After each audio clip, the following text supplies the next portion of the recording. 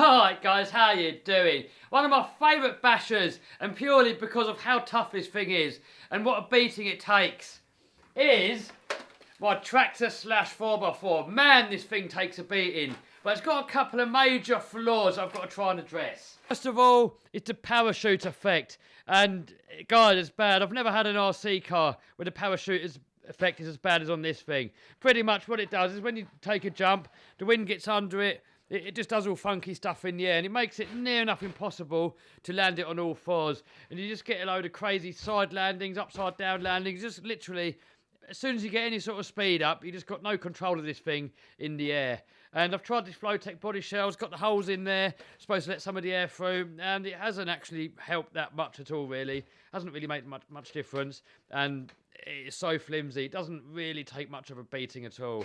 But up here, I've got a bug body. People in the comments have told me that these shells are pretty strong, and the VW Beetle is actually one of my favourite all-time cars. So I might give that a go, and also it being narrower, hopefully that'll kill two birds with one stone. It'll stop the parachuting, and it'll take more of a beating. I always see in the comments people ask, how do I find the time and the money to keep playing RC cars? I've got a brand new E-Revo here, a couple of X-maxes up here. If you have a look on the shelf over here, I've got a whole load of other RC cars with.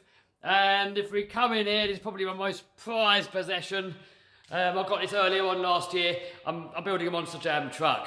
And people always seem to say to me, how do I find the time, how do I find the money to do that? Well, I work for myself.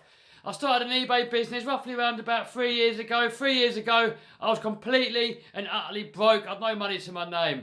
And I started it from literally £1,000 that I got together from doing a bit of welding for somebody. And I put the whole lot into eBay. And if we come in here, this is pretty much where I keep all my eBay stock. So I've got all boxes down this aisle here. And if we come down here, I've got another aisle with more stuff.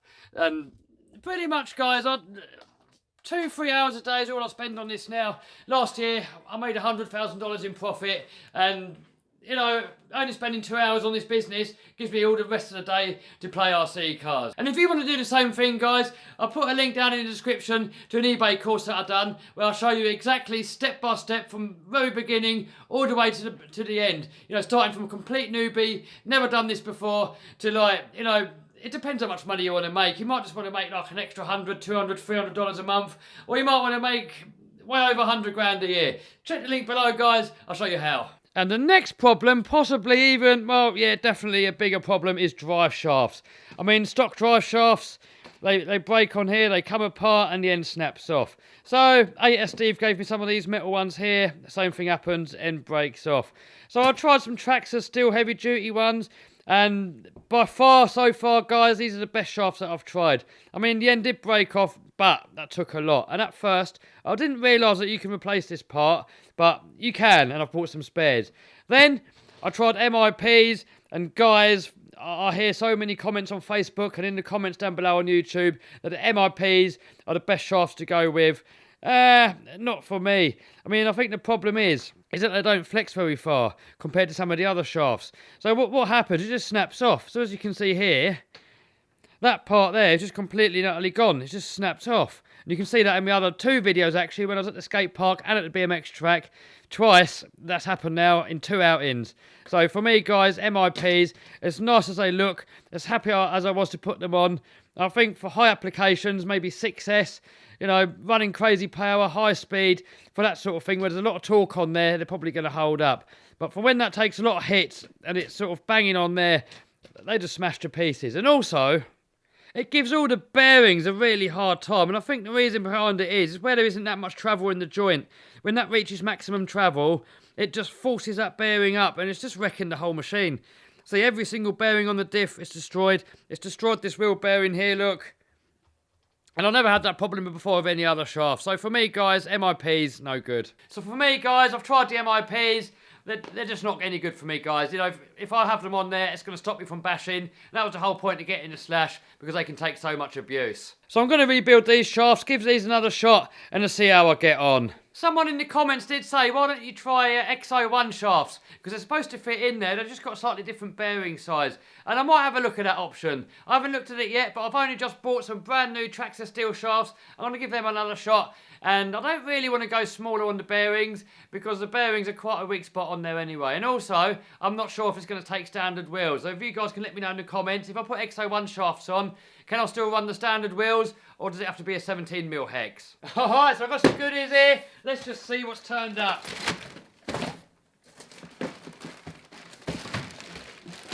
So I've got some more paddle tyres for the X-maxx. I've already got a set for the X-maxx, but this one's the Beta X-maxx. This one here is the water crossing X-maxx Slash Shelf Queen.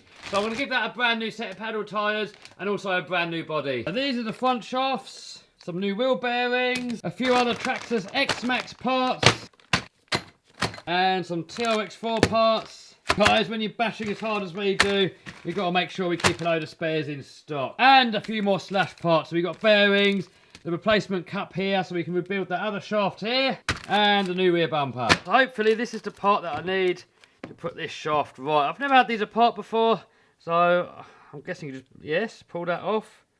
Oh, we just got a normal CV joint in there. And by the looks of it, that pin should just slide out. Yes. Pokey thing in there like that. Oh, that's actually really easy, guys. I think this is going to be my solution. Easy fix, doesn't take long. A fairly cheap part. And then just pop that over. There we go, repaired. That's actually a really easy fix. I think that's definitely going to be the solution. Let's have a look what this is all about. Nice. Alright, well let's get them swapped over then. Special little hammer made by Spike, and I'll put a link to his channel in the description if you guys want to know how you can build one of these yourself. Good thing is we've got lead one end, brass the other end, so when you're hitting stuff, you're not damaging the part that you're hitting because this is softer than the metal.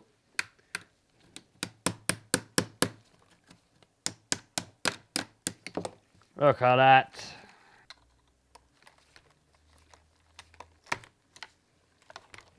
So looking at this shaft, no damage yet, but I think I can see what's happening. You can see there's not much meat there.